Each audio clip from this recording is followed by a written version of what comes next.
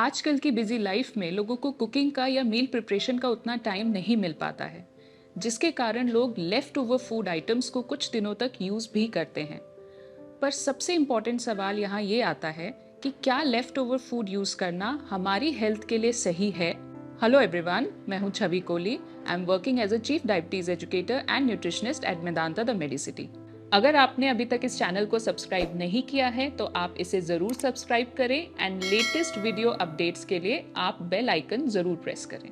इस वीडियो में हम आपके साथ डिस्कस करेंगे कि लेफ्ट ओवर फूड की शेल्फ लाइफ कितनी होती है, डिफरेंट फूड आइटम्स को आप कितने दिनों तक स्टोर कर सकते हैं, कैसे पता लगाया जाए कि कोई भी फूड आइटम स्पॉइल हो गया है, एंड आयुर्वेदा का लेफ्ट ओवर फूड के बारे में क्या कहना है।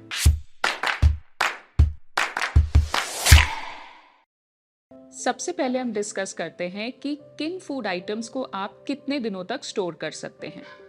According to the shelf life of food items, हम इन फूड आइटम्स को 3 कैटेगरीज में डिवाइड कर सकते हैं, like low risk group, medium risk group and high risk group. So coming to lower risk food items, इस ग्रुप में majorly fruits and vegetables आती हैं जो 3 to 5 डेज के बाद अपनी फ्रेशनेस खोने लगती है स्टोर करने के बाद।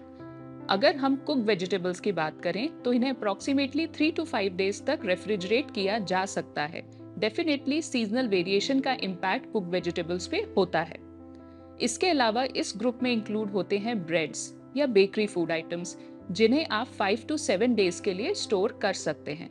5 to 7 डेज के दौरान ब्रेड्स अपनी फ्रेशनेस को लूज करने लगती हैं। Next is medium risk food items. इस फूड ग्रुप में usually cooked pasta and cooked अनाज इंक्लूड होता है, जैसे कि दलिया है, बार्ले है या किनवा है। इन फूड आइटम्स को आप कुक्ड स्टेट में अप्रॉक्सीमेटली 3 दिन तक रेफ्रिजरेट कर सकते हैं। साथ ही इस ग्रुप में डेजर्ट्स एंड स्वीट आइटम्स भी इंक्लूड होते हैं, जिन्हें 3 से 4 दिनों तक रेफ्रिजरेट किया जा सकता है। Now the last group is high risk food items. So इस ग्रुप में जनरली ऐसे फूड आइटम्स इंक्लूड होते हैं जो कि प्रोटीन रिच होते हैं और जिनमें मॉइस्चर कंटेंट काफ़ी ज़्यादा होता है। बट खास बात यह है कि इस ग्रुप में एक एक्सेप्शन भी है, जो है कुक्ड राइस।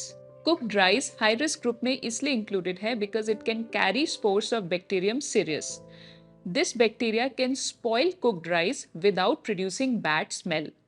इसीलिए ये सजेस्ट किया जाता है कि राइस को कुक करने के 1 घंटे बाद उसे रेफ्रिजरेट कर देना चाहिए and it should be used with in 3 days. Other high risk leftover food items include meat, poultry, fish and soups. But if we talk about hard boiled eggs, तो आप इनको approximately 1 week तक refrigerate कर सकते हैं। अब जानते हैं कि डेयरी प्रोडक्ट्स को कितने दिनों में कंज्यूम कर लेना चाहिए। अगर हम डेयरी प्रोडक्ट्स की बात करें तो इसमें 2 कैटेगरीज मेजरली हम डिस्कस करेंगे। First is milk. मिल्क में भी अगर हम फ्रेश मिल्क की बात करें तो इसे 1 या 2 दिन में यूज कर लेना चाहिए। बट अगर हम पैस्चराइज मिल्क की बात करें तो pasteurise milk undergoes different heat treatments, जिसके कारण इनकी स्टोरेज वैल्यू बढ़ जाती है। आप पैस्चराइज मिल्क को 3 to 4 डेज तक स्टोर कर सकते हैं। ये ध्यान रहे कि पैस्चराइज्ड मिल्क या टेट्रा मिल्क की बॉटल्स को ओपन करने के बाद आप उसे जल्दी से जल्दी यूज करें, ज्यादा दिन तक स्टोर ना करें। अगर हम बात करें मिल्क प्रोडक्ट्स की, जैसे कि चीज, so it depends on the different types of चीज। अकॉर्डिंगली उन्हें कुछ दिनों से लेकर कुछ महीनों तक या कुछ सालों तक भी स्टोर किया जा सकता है। अब अगर हम कर्ड की बात करें तो freshly prepared curd can be stored for approximately 2 to 3 days in refrigerator. But अगर पैक्ड कर्ड की बात करें तो again you have to rely on the number of days mentioned on the packet. अब सवाल ये आता है कि कैसे पता चले कि कोई भी लेफ्ट ओवर फूड आइटम खराब हो गया है। अगर आपको इनमें से कोई भी साइंस अपने लेफ्ट ओवर फूड आइटम में दिखे तो समझ लीजिए कि आपका लेफ्ट ओवर फूड आइटम खराब हो गया है। जैसे कि लेफ्ट ओवर फूड में व्हाइट, ब्राउन या रेड कलर के मोल्ड्स का डेवलप होना, फूड में स्मेल चेंज हो जाना या फूड का टेक्सचर या फ्लेवर में चेंज आ जाना। अगर आप इनमें से कोई भी साइंस देखते हैं तो समझ जाइए कि food item is spoiled. However, ये ध्यान रखिएगा कि कुक्ड राइस अगर स्पॉइल होंगे तो उन्हें स्मेल नहीं आएगी, इसलिए it should be used with in 3 days of refrigeration.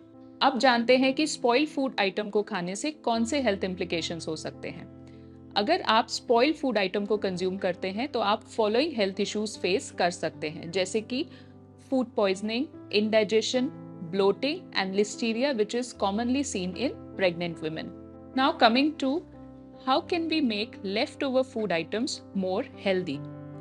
ये बात समझिए कि अगर आप left over food items consume कर रहे हैं तो सबसे पहले उस फूड आइटम में देखिए कि कौन से मिसिंग एलिमेंट्स हैं।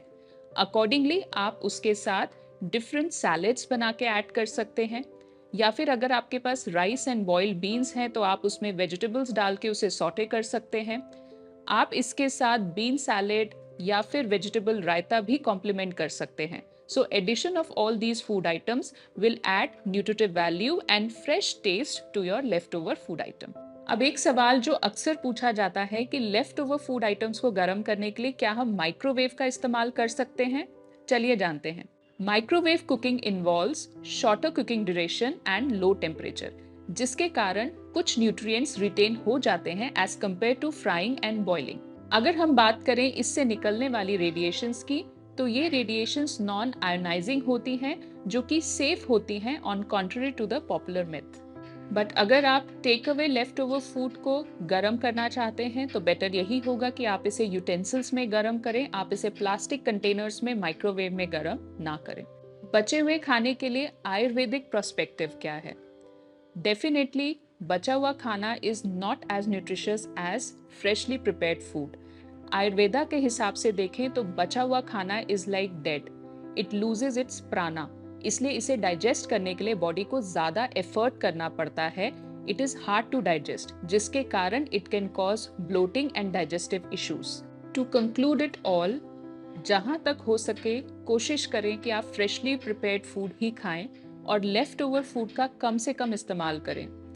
इस वीडियो का उद्देश्य है कि हम फूड वेस्टेज को किस तरह से कम कर सकें और आपको सही तरीका बता सकें कि आप फूड को प्रॉपर कंडीशंस में किस तरह से स्टोर कर सकते हैं, किस तरह से आइडेंटिफाई कर पाएंगे कि फूड स्पॉइल हो गया है और किस तरह से उसे न्यूट्रिशियस वे में यूज किया जा सकता है। I hope left over food items पे ये वीडियो आपको इंटरेस्टिंग लगा होगा। ऐसे ही कुछ इंटरेस्टिंग एंड इंफॉर्मेटिव वीडियोस के लिए आप टाटा 1mg चैनल के साथ जुड़े रहें।